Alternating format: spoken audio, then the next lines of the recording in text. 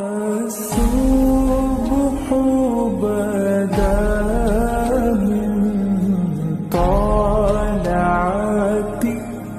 یہ جو خواتین کی باتوں کی شکایت آتی ہے یہ بھی اس بات کی دلیل ہے کہ مردوں کی نسبت عقل کیا ہے؟ کم ہے. اس لیے کہ جو زیادہ باتیں کرتے ہیں نا، ہر وقت باتیں باتیں باتیں، یہ بھی عقل کی کمی کی دلیل ہوتی ہے. بچے زیادہ باتیں کرتے ہیں، آپ کو پتہ ہے، ہر وقت بولتے رہتے ہیں، بے وقت بولتے ہیں، ہوتا ہے نا. بچوں کو دیکھا ہے نا، کچھ نہ صبح اٹھتے ہی کچھ نہ کچھ بولنا جب وہ میچور ہوتے ہیں خاموش. جیسے جیسے انسان میچور ہوتا رہتا ہے اس میں خاموشی کا عنصر بڑھتا چلا جاتا ہے، یہاں تک کہ بالکل خاموش. کوئی ضرورت کی بات ہوگی تو کرے گا، چپ بیٹھا رہے گا، اسی میں اس کو سکون ملتا ہے. ہم نے بڑے بڑے علماء دیکھے ہیں، اپنے مشائخ کو دیکھا ہے. مفتی رشید احمد صاحب رحمہ اللہ کی میں اکثر مثال دیتا ہوں. ان کی آدھے گھنٹے کی مجلس ہوتی تھی. جب وہ مجلس میں آ کے بیٹھتے تو بسا اوقات پوری مجلس میں خاموش رہتے. بھئی ایک ٹائم دیا ہوا تھا انہوں نے اپنے مریدوں کو آدھے گھنٹے کا کہ اس میں ملاقات کے لیے آنا چاہو تو آ سکتے ہو. اور علماء کو تو وہ علماء اور طلباء جا کے بیٹھتے تھے ان کے آفس میں.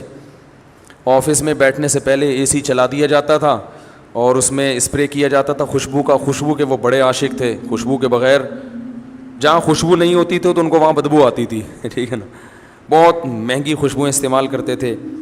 تو وہ آدھا گھنٹہ انہوں نے طلباء کو دیا ہوا تھا. تو آتے نیچے آ کے بیٹھ جاتے، بیٹھ کے سب کو ایک نظر دیکھتے، تھوڑا سا مسکراتے، اس کے بعد چپ. کیونکہ کوئی بات ذہن میں نہیں آ رہی کرنے کی تو چپ بیٹھیں. ہم بھی چپ. ہم بھی یہ نہیں کہ اور بھائی سنائیں خیریت حضرت آج صبح ناشتے میں کیا کھایا آپ نے. بھائی کرنا چاہو تو کچھ بھی بولتے رہو، اور کیا کھایا آپ نے ناشتے میں، اور امی ٹھیک ہیں، اور بھائی کیا ہو گیا منگنی وہاں طے ہو گئی. خواتین یہی کر رہی ہوتی ہیں نا باتیں. میت میں بھی باتیں کرتی ہیں. کسی کی میت ہو جائے نا، اب وہاں بھی پوچھ رہی ہوں گی بہن اس دوپٹے کی کیا قیمت ہے. روتے روتے پوچھ رہی ہوں گی ہائے ہائے منع کے ابا دنیا سے چلے گئے، اللہ مغفرت فرمائے. بہن یہ دوپٹہ کہاں سے لیا تھا تم نے؟ وہ پھر روتے روتے ہائے منع کے ابا بہت اچھے تھے، بولٹن مارکیٹ سے خریدا تھا میں نے. تو پھر وہ روتے روتے کہیں گے ہائے ہائے اللہ مغفرت کرے ان کے آپ کے میاں کی، بہت جوانی میں چلے گئے. ذرا سستا مل جاتا ہے بولٹن مارکیٹ میں. صحیح کیا آپ نے، وہاں سے حیدری سے لے لیتی تو غریب پڑ جاتا ذرا سا. تو ان کی باتیں رکتی نہیں. ہمارے حضرت آگے بیٹھتے تھے چپ، ہم بھی چپ اور حضرت بھی چپ. اس لیے کہ کوئی اہم بات آ ہی نہیں رہی. جب تک کوئی اہم نہیں ہے تو پوچھنی نہیں ہے. اب یہ کیا کہ آپ نے ناشتے میں کیا کھایا، فلانا کیا کھایا. یا تو دیکھو کوئی بیٹھا ہی گپ شپ کے لیے ہو. دوست احباب کی محفل بعض دفعہ ہوتی ہی گپ شپ کے لیے، وہ تو محفل سجائی ہی گپ شپ کے لیے گئے ہیں نا، اس میں تو ٹھیک ہے. نارملی انسان جتنا خاموش ہوگا اکثر یہ اس کے ذہین ہونے کی علامت ہے کہ یہ میچور ہے، سمجھدار ہے. بلا وجہ بولتے رہنا یہ اس کی علامت ہے کہ آپ کی عقل کامل نہیں ہے. سمجھ رہے ہیں کہ نہیں سمجھ رہے ہیں؟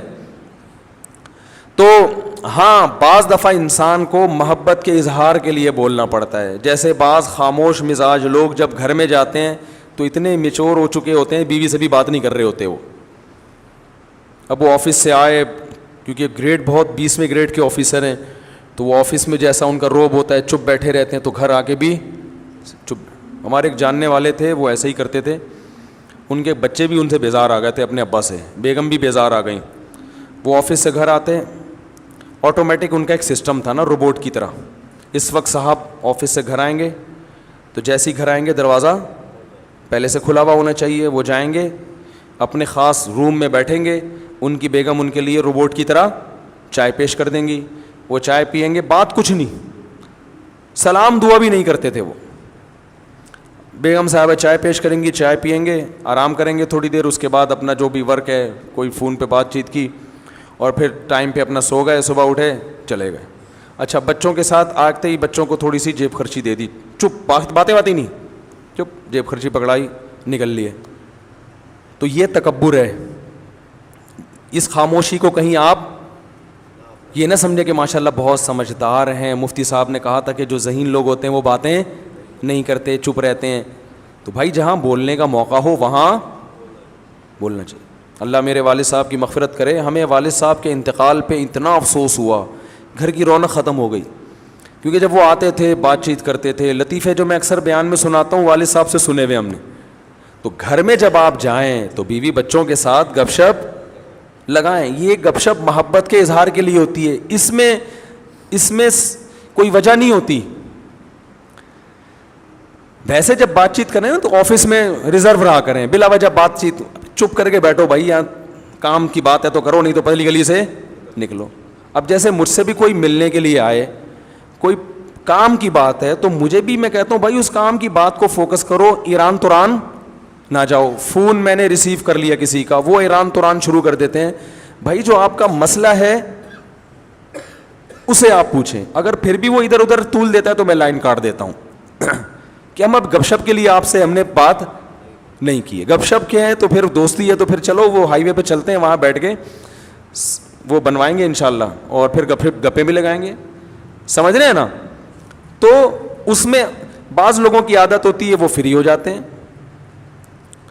اور میں نے یہ چیز بھی نوٹ کی ہے, بہت معذرت, کہ خواتین کے جب فون آتے ہیں تو وہ بات کو طول دیتی ہیں, ٹو دا پوائنٹ بات نہیں کرتی, بہت لمبی. مرد کا جب فون آتا ہے تو وہ مختصر بات کرتے ہیں. وجہ اس کی یہی ہے کہ خواتین کو بات سمیٹنا نہیں آتی ہے, سوائے ان خواتین کے جو میرا بیان سن رہی ہیں, کیونکہ پھر نیگیٹو کمنٹس بہت آتے ہیں. تو ان خواتین کے علاوہ کی بات کر رہا ہوں, طول دیتی ہیں. قرآن میں آتا ہے نا, وَمَن يُنَشَّأُ فِي الْحِلْيَةِ وَهُوَ فِي الْخِصَامِ غَيْرُ مُبِينٍ. عورت کے بارے میں اللہ نے فرمایا وہ خصام میں غیر مبین ہوتی ہے, اپنی بات کو مدلل انداز میں نہیں پیش کرتی, جذبات سے زیادہ متاثر کرتی ہیں.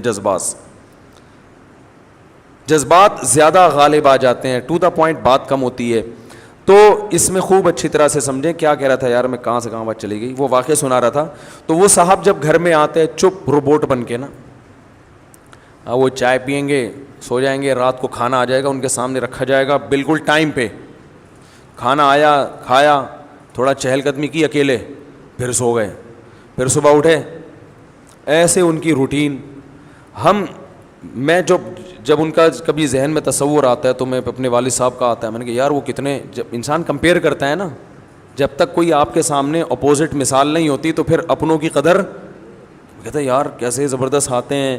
حالانکہ ان کی بڑی عزت تھی محلے میں, بہت ہر جگہ عزت ہوتی تھی ان کی, لیکن گھر میں آ کے بالکل بچوں میں گھل مل جایا کرتے تھے, لطیفے بھی سناتے تھے, غصہ بھی ہوتے تھے, ہنسی مذاق کی باتیں بھی کر لیتے تھے. تو یہ خاموشی کا مطلب ہرگز نہیں ہے. تو یہ جو بات چیت کی جاتی ہے, بعض دفعہ بات چیت کی وجہ اظہار محبت ہے. میں جب کوئی ملنے کے لیے آتا ہے, میں دیکھتا ہوں کہ اس پہ روب بہت ہے, وہ بات نہیں کر پا رہا مجھ سے, پھر میں اس سے ایران توران خود ہی شروع کر دیتا ہوں تاکہ اس کا روب تھوڑا.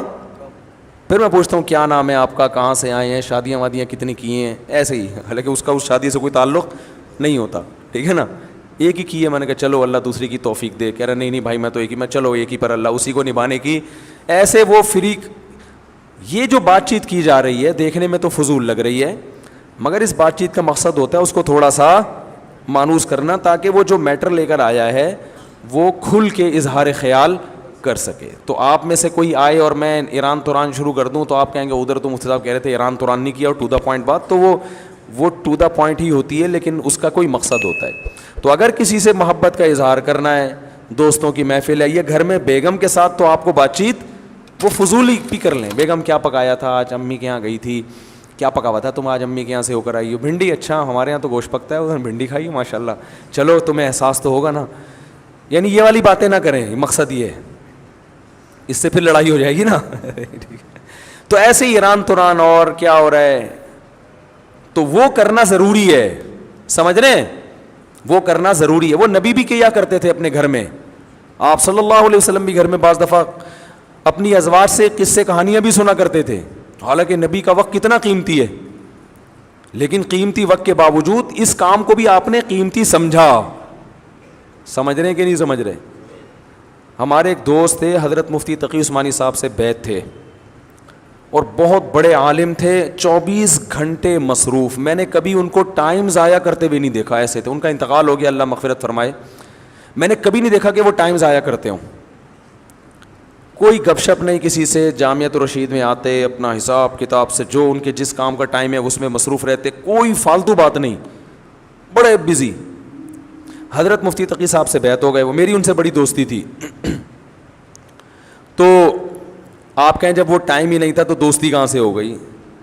تو دوستی ایسے ہی ہو جاتی ہے کہ بھائی ہم گاڑی میں اکٹھے جا رہے ہیں, جامعہ کی گاڑی میں اس وقت جایا کرتی تھی, اس میں بھی وہ اپنے معمولات پورے کرتے تھے بس میں نا, یعنی معمولات بس کے دوران ٹائم پورے ہوتے تھے. تو وہ ہفتے میں ایک دفعہ میری گھر والوں سمیت مہینے میں ایک دفعہ دعوت کیا کرتے تھے, اور بھی جان پہچان, تو اس سے ہماری دوستی مضبوط ہو گئی. تو اس دعوت میں گپ شپ ہی ہوتی تھی, وہ تو ظاہر ہے دعوت ہے نا, اس میں اب تھوڑی کہ مسائل بیٹھ کے حل کریں گے, لیکن ویسے ہر وقت ٹائم کے پابند.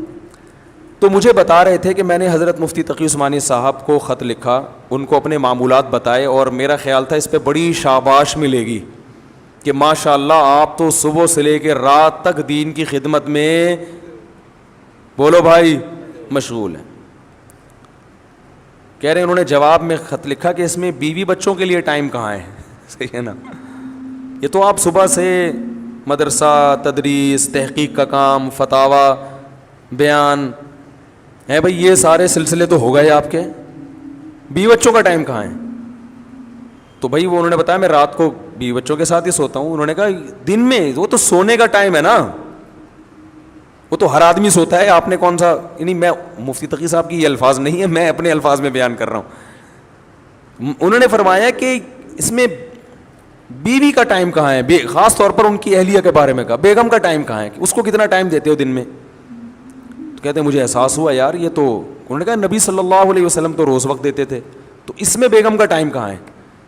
کہہ رہے ہیں مجھے احساس ہوا کئی سال سے بیگم کے لیے میں نے الگ سے کوئی ٹائم, بولو بھائی, رکھا ہی نہیں ہے. تو پھر حضرت نے تنبیہ کی کہ دین, آپ جو کچھ دینی خدمات کر رہے ہیں اللہ کو خوش کرنے کے لیے کر رہے ہیں نا, تو اللہ کو خوش کرنے میں اللہ کے حقوق کے ساتھ بندوں کے حقوق بھی ہیں. تو بندوں کے حقوق میں اس بیوی کا بھی کچھ حصہ ہے. کتنے مرد ہیں کاروبار میں اپنے آپ کو کھپا دیا انہوں نے, صبح گئے رات کو آئے. ایک صاحب نے بتایا کہ میں اپنے بچوں کو انچ کے حساب سے بڑا ہوتے ہوئے دیکھ رہا ہوں, کیونکہ جب میں گھر سے نکلتا ہوں صبح تو بچے سو رہے ہوتے ہیں, جب واپس آتا ہوں تو سو چکے ہوتے ہیں. تو پہلے اتنے تھے, اب اتنے, اور سوتے ہوئے نا, سوتے ہوئے. بھائی پچھلے سال جب میں سوتا ہوا چھوڑ کر گیا تھا تو اتنے تھے, اب ایک سال ہو گیا اب اتنے. تو مجھے ایسے لگ رہا ہے کہ ایسے بس, اس سے زیادہ میرا بچوں سے کوئی تعلق نہیں ہے. وہ خود بتا رہے تھے کہ میرے بچے بڑے ہو رہے ہیں, بس مجھے سوتے ہوئے پتہ چل رہا ہے, اتنا ریلیشن ہے بچوں سے. پھر بچوں اور باپ میں تعلق کمزور, محبت ہی نہیں رہتی ان کو ابا سے. ایسے بہت روبوٹ ہم نے دیکھے ہیں. تو میں نے ایک واقعہ سنایا, اور بھی ایسے کئی واقعات ہیں. ایک وکیل صاحب, ان کی زندگی روبوٹ جیسی, کہہ رہے ہیں کہ 10 سال میں اپنے بھائی بہنوں سے نہیں ملے. یہ مجھے بتایا ان کے رشتہ داروں نے کہ 10 سال ہو گئے, کیونکہ یہ ہائی کورٹ میں اس کیس کی سماعت کرتے ہیں اور بڑے مشہور وکیل ہیں. اب تو انتقال ہو گیا, اللہ مغفرت فرمائے. بڑے مشہور وکیل ہیں اور بہت پیسہ کمایا انہوں نے, بڑے ایماندار ہیں. ایمانداری پر ان کو ایوارڈ ملے ہیں. ایمانداری پر, جب مسلم لیگ کی حکومت تھی اس وقت ان وکیل کو ایمانداری پر ایوارڈ ملا تھا. پاکستان میں وکیل کو ایمانداری پہ ایوارڈ مل جائے, آپ اندازہ لگاؤ یار کتنا نیک, اور واقعی بہت نیک تھے. کبھی کرپشن نہیں, کوئی جھوٹا کیس نہیں لیا. جو بھی مجرم آتا تھا پہلے اس سے پوچھتے تھے, یعنی مجرم تو نہیں, جو بھی کیس آتا تھا پہلے اس سے پوچھتے تھے کہ غلطی, پہلے خود ٹریس کرتے تھے کہ یہ کرپٹ تو نہیں ہے, کہیں ظلم اس کی طرف سے تو نہیں ہے. جب پتہ چلتا تھا بھائی اس پہ ظلم ہو رہا ہے, پھر وہ کیس لیتے تھے, اور کوئی کیس وہ ہارے نہیں تھے کبھی بھی. اتنے تیاری کے ساتھ ہر وقت کتابیں لے کے بیٹھے رہتے تھے. میں ان کے گھر گیا, ان سے ملا میں باقاعدہ, اتنی موٹی موٹی وکالت کی کتابیں, اور ہر وقت اسٹڈی کر کر کے ان کے سر بالکل ایسے بن گیا تھا جیسے کچھ دن پہلے میں نے جو چرنا میں آپ نے میری ویڈیو دیکھی ہوگی نا. اب اللہ کا شکر ہے اوپر کے حالات ویسے خطرناک الحمدللہ نہیں ہے, بہت ڈینجرس حالات تھے اس زمانے میں اوپر کے. تو جو سمجھدار ہیں ان کو پتہ ہے, باقی پھر تو اب میں نے ان کو دیکھا اتنی موٹی موٹی کتابیں اور وقت پڑھتے رہتے ہیں. وکالت میں تو آگے نکل گئے, بچے بھی باغی, رشتہ دار بھی باغی, کوئی دوسرے ملک سے ان کی بہن آئی ملنے کے لیے, تو کوئی ٹائم ہی نہیں دیا اس کو, میرے پاس ٹائم نہیں ہے, سب لعنتیں بھیج رہے ہیں. تو یار یہ کون سی زندگی ہے؟ حکومت آپ کو ایوارڈ دے رہی ہے لیکن رشتہ دار آپ سے ناراض ہیں, تو کیا اللہ خوش ہوگا؟ وَأُولُو الْأَرْحَامِ بَعْضُهُمْ أَوْلَى بِبَعْضٍ فِي کتاب اللہ, اللہ کی کتاب میں سب سے پہلے رشتہ دار ہیں. سب سے پہلے آپ کیس کی سماعت کریں, آپ کیس اتنے لیں جتنے اپنے گھر والوں کو اور رشتہ داروں کو ٹائم دے کے جو وقت بچے اس میں آپ لگائیں. آپ سارا ٹائم اسی میں برباد کر دیا, تو یہ بڑا ظلم ہے. تو خاموش رہنے کا مطلب یہ نہیں ہے کہ گھر میں جا کے بھی ناک پہ مکھی بٹھا کر خاموش ہو جائیں. وہاں جائیں, رشتہ داروں میں جب جاتے ہیں تو ٹھیک ہے, گپ شپ ہوتی ہے, بات چیت ہوتی ہے, وہ تو ایران توران چلتا ہے. دیکھو میں اکثر واقعہ سناتا ہوں, اللہ تعالیٰ نے حضرت موسیٰ علیہ السلام کو جب نبوت دی ہے تو موسیٰ علیہ السلام نے کوہ طور پہ جا کے دیکھا, کوہ طور پہ دیکھا آگ جل رہی ہے. حضرت موسیٰ کو نہیں پتا تھا کہ یہاں اللہ مجھ سے ہم کلام ہوگا. حضرت موسیٰ علیہ السلام وہاں پہنچے تو اللہ تعالیٰ نے کیا فرمایا, انی انا اللہ, اے موسیٰ میں اللہ ہوں. اب کیا موسیٰ علیہ السلام پر روب پڑا ہوگا نا کہ میں کون ہوں؟ اللہ ہوں. اب موسیٰ علیہ السلام اس قدر روب میں آئے ہیں کہ اب اللہ نے موسیٰ علیہ السلام کو نبوت بھی دینی ہے اور بھیجنا کہاں ہے؟ فرعون کی طرف. یہ دونوں بڑے ذمہ داری والے اور بڑے بھاری کام ہیں. تو اب اللہ تعالیٰ موسیٰ علیہ السلام سے ہم کلام ہو رہے ہیں, وما تلک بیمینک یا موسیٰ, اور یہ تیرے دائیں ہاتھ میں کیا چیز ہے اے موسیٰ. اتنا لمبا کلام, حالانکہ یہاں بظاہر اس کلام کی چندہ ضرورت نہیں تھی. اللہ کو تو پتہ ہے موسیٰ علیہ السلام کے سیدھے ہاتھ میں لاٹھی ہے. اللہ تعالیٰ تو یہ چاہ رہے تھے, اللہ کا یہ ارادہ تھا کہ موسیٰ علیہ السلام اس لاٹھی کو زمین پہ پھینکیں گے, سانپ بنے گی, پھر پکڑیں گے, لاٹھی بنے گی, تو میں کہوں گا یہ آپ کو میں نے ایک معجزہ دیا ہے. اس کے لیے اتنا کافی تھا کہ اللہ موسیٰ علیہ السلام سے کہتے کہ اے موسیٰ آپ پیغمبر بن گئے ہیں, فرعون کے پاس جائیں, اس کو تبلیغ کریں, بتائیں کہ میں اللہ کا نبی ہوں, دلیل مانگے تو یہ لاٹھی اس وقت زمین پہ پھینک دینا, یہ سانپ بن جائے گی, ختم. کیا خیال ہے؟ کیا ہو گیا بھائی, غلط تو نہیں کہہ رہا؟ تو اس سب کی کیا ضرورت تھی؟ اور اگر اللہ کو پوچھنا ہی تھا, اول تو اللہ کو پوچھنے کی ضرورت نہیں, اگر پریکٹس کروانی تھی کہ ایک دفعہ لاٹھی کو سانپ بنا کے دکھا دوں تاکہ ان کی گھبراہٹ ختم ہو جائے, تو اللہ تعالیٰ موسیٰ علیہ السلام سے کہتے اے موسیٰ یہ لاٹھی ابھی سانپ بنے گی اور پھر دوبارہ لاٹھی بن جائے گی, اتنا کہہ دیتے. چلو عملاً کروانا تھا تو اللہ موسیٰ علیہ السلام سے کہتے اے موسیٰ اس لاٹھی کو زمین پہ پھینکو. جب زمین پہ پھینکتے سانپ بنتی تو اللہ کہتے اب دوبارہ اٹھا لو, یہ لاٹھی بن جائے گی. کافی تھا نا. تو سوال کی ضرورت ہی نہیں تھی کہ یہ کیا ہے. کیا ہو گیا بھائی؟ سوال کی ضرورت تھی ہی نہیں کہ یہ کیا ہے. ڈائریکٹ اللہ کو تو پتہ ہے نا. اللہ کو جب یہ پتہ ہے کہ یہ فرعون بچوں کو قتل کر دیتا ہے اور میں نے موسیٰ, اللہ تو سب شروع سے دیکھتا آ رہا ہے موسیٰ علیہ السلام کو کہ موسیٰ کی ماں کے دل میں نے کیسی محبت ڈالی, فرعونیوں کے دل میں. موسیٰ کی ماں کو میں نے کہا صندوق میں ڈالو. تو جس اللہ کو یہ پتا تھا کہ موسیٰ کی ماں کے بچے کی ولادت ہونے والی ہے, فرعون کے قتل سے ایسے بچایا جائے گا, پھر ان سے قبطی کا قتل ہو گیا, پھر ان کی مدین جا رہے ہیں, پھر وہاں بکریاں چرا رہے ہیں, پھر وہاں سے شادی کر کے بیوی کو لے کر آ رہے ہیں, پھر میں ان کو کوہ طور پہ بلا کے نبوت دوں گا. اس اللہ کو یہ نہیں پتا کہ دائیں ہاتھ میں کیا ہے. کیا ہو گیا بھائی, سمجھ میں آ رہا ہے؟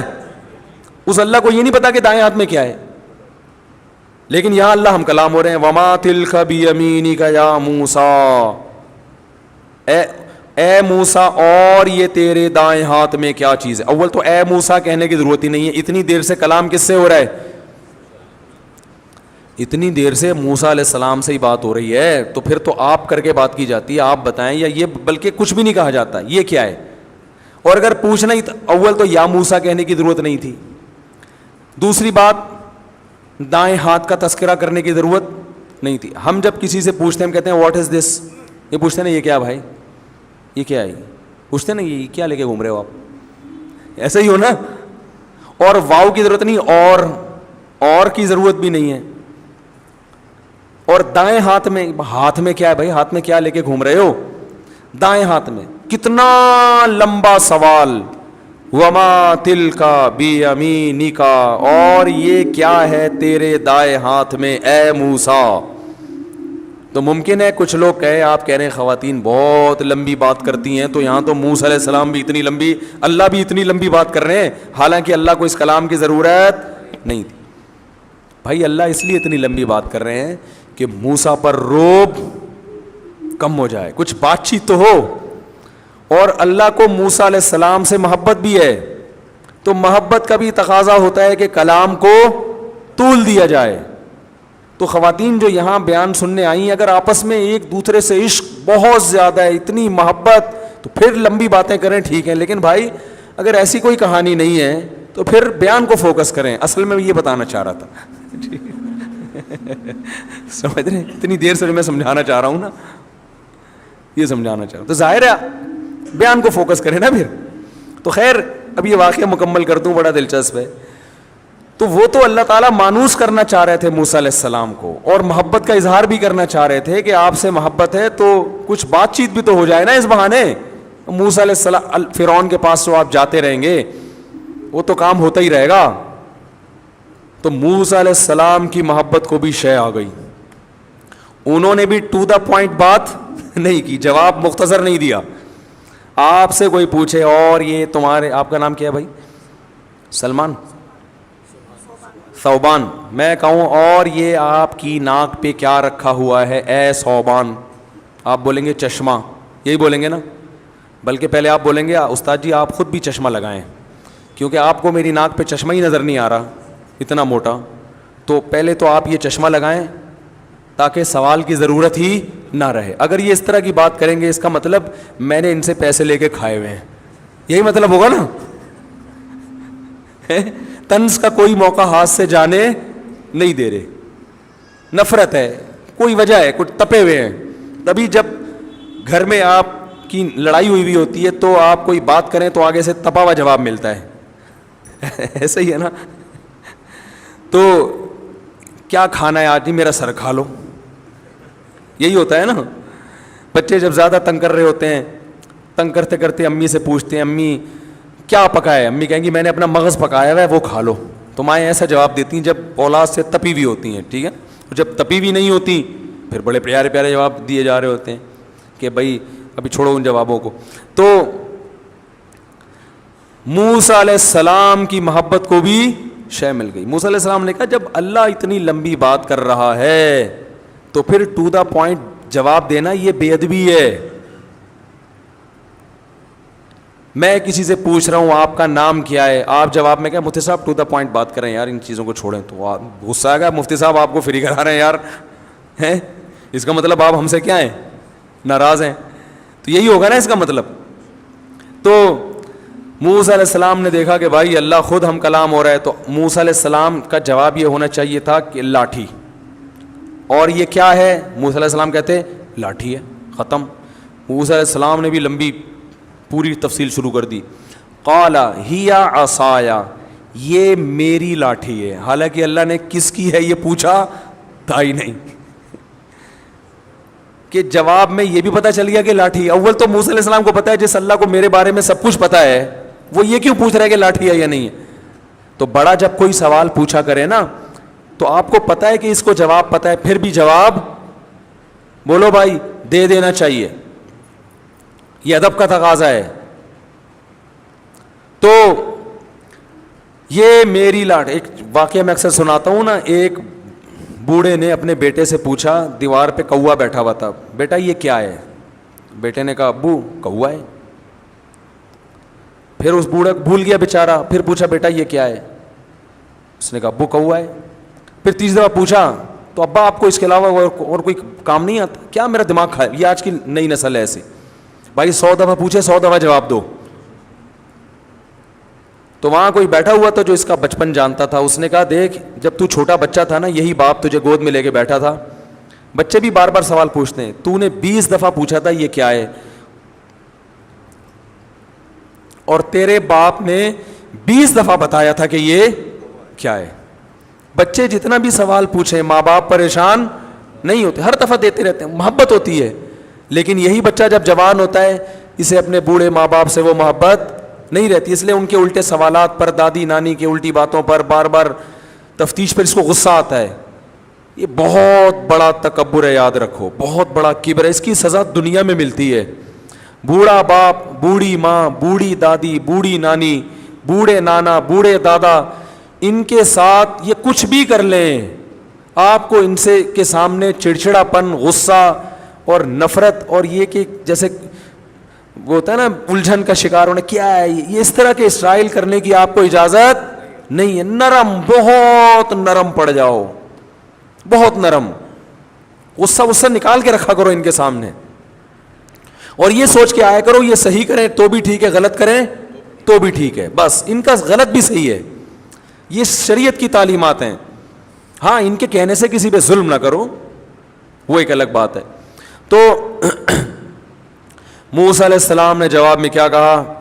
ہیا عصایا, یہ میری لاٹھی ہے, اتوکئ علیہا. ایک تو اللہ نے یہ نہیں پوچھا تھا کس کی ہے, دوسرا اللہ نے یہ تھوڑی پوچھا تھا اسے کرتے کیا ہو. تو حضرت موسیٰ نے کہا میری لاٹھی ہے, اتوکئ علیہ, اس پہ ٹیک بھی لگاتا ہوں میں, واہش بہا علی غنمی, اور اس کے ذریعے درختوں کے پتے جھاڑ کر اپنی بکریوں کو کھلاتا ہوں. موسیٰ علیہ السلام کو خیال ہوا بہت ہی لمبی بات ہو گئی ہے, ٹھیک ہے نا, تھوڑا رعایت بھی کرو, تو اس لیے فرمایا ولی فیہا معارب اخری, اے اللہ میرے اس سے اور بھی بہت سارے کام, اجازت دے تو پوری گردان پیش کر دوں تیرے سامنے. یہ ادب سکھایا جا رہا ہے ہمیں, ادب, کہ بڑا جب کوئی بات کرتا ہے تو اس کے لیے لاجک کا سمجھ میں آنا ضروری نہیں ہے. ان کا تقاضا ہے کہ ان کو جواب دو, آپ پوچھ رہے ہیں تو جواب دو. تو اپنے جیسوں سے آپ اس طرح کی بات کر سکتے, یار تو میرے سے میرا سوال کیوں پوچھ رہے ہیں بھائی, تو کیوں پوچھ رہا ہے, تو میرا نام میں کیا کرنا ہے, تو نے شناختی کارڈ میں کوئی یا کوئی ایف آئی آر کٹوانی تو نے میرے بارے میں, ٹھیک ہے نا.